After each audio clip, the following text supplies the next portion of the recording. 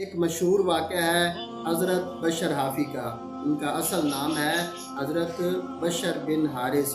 یہ بغداد میں ایک شراب خانہ چلاتے تھے، مے خانہ جس کو بولتے ہیں۔ یہ آنر تھے، یہ مالک تھے۔ ایک دفعہ یہ شراب پی کر نشے دھت کی حالت میں کسی گلی کسی کوچے میں سفر کر رہے تھے۔ آگے کیا دیکھتے ہیں کہ کاغذ کا ٹکڑا نیچے گرا پڑا ہے، اس کے اوپر بسم اللہ الرحمن الرحیم لکھا ہوا تھا۔ اس ٹکڑے پہ جب نظر پڑی نا حضرت بشر حافی کی، تو آپ نے اس کو اٹھا لیا۔ آپ نے اس کو اٹھا کے صاف کیا، بوسہ دیا اور اس کو عطر لگا کے کسی اونچے روشن دان میں رکھ دیا۔ بس اللہ تعالیٰ نے قبول کر لیا اس کو۔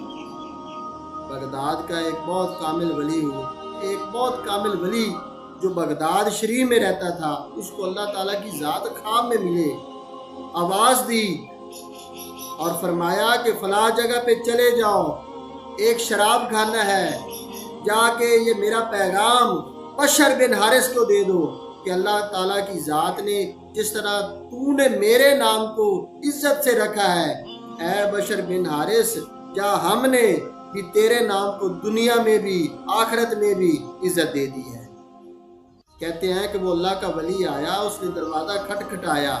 جب دروازہ کھٹکھٹایا تو بشر بن حارث کے پاؤں میں جوتی نہیں تھی۔ جب دروازہ کھٹکھٹایا، پھر کھٹکھٹایا، تیسری دفعہ جب کھٹکھٹایا تو حضرت بشر بن حارث بھاگ کر جوتی پہننا بھول گئے۔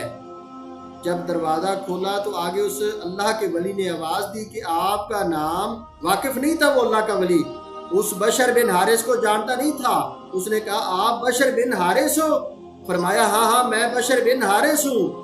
تو اس اللہ کے ولی نے بشر بن حارث کو، حضرت بشر بن حارث کے ہاتھوں کو بوسہ دیا، فرمایا کہ مجھے اللہ تعالیٰ کی ذات نے آپ کی طرف بھیجا ہے اور اللہ تعالیٰ کی ذات کا ایک پیغام ہے۔ حضرت بشر بن حارث نے کہا کہ وہ کیا پیغام ہے؟ میرا نام ہے، اس کو آپ نے عزت دی ہے۔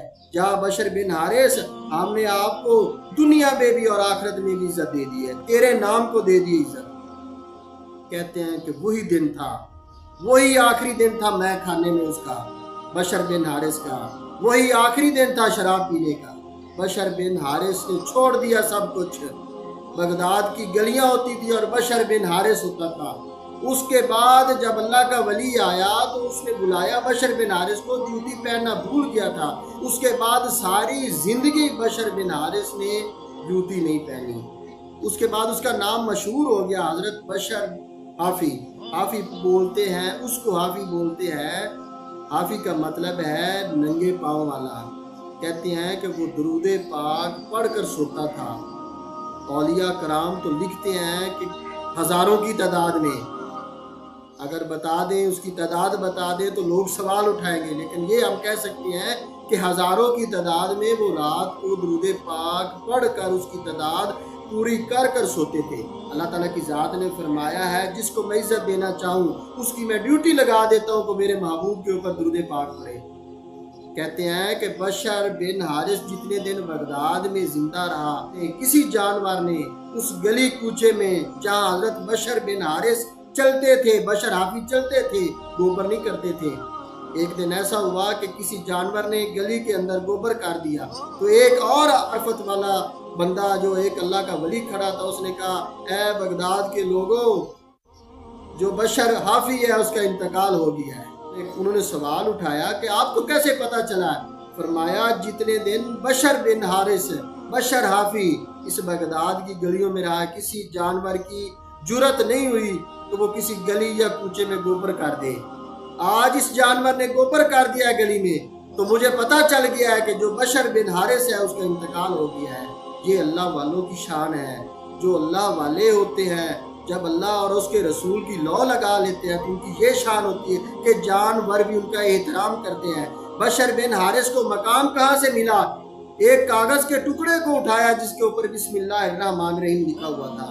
کبھی اپنی ذات سے بھی محاسبہ آپ کریں نا کہ آپ کتنیاں نیکیاں کر رہے ہیں، آپ کتنیاں برائیاں کر رہے ہیں۔ بشر بن حارث وہ تو کریم کی ذات ہے نا، ایک چھوٹی سی نیکی بھی قبول کر کے آپ کو بخشش کا ذریعہ بنا دیتا ہے، جس طرح بشر بن حارث کا ہوا ہے۔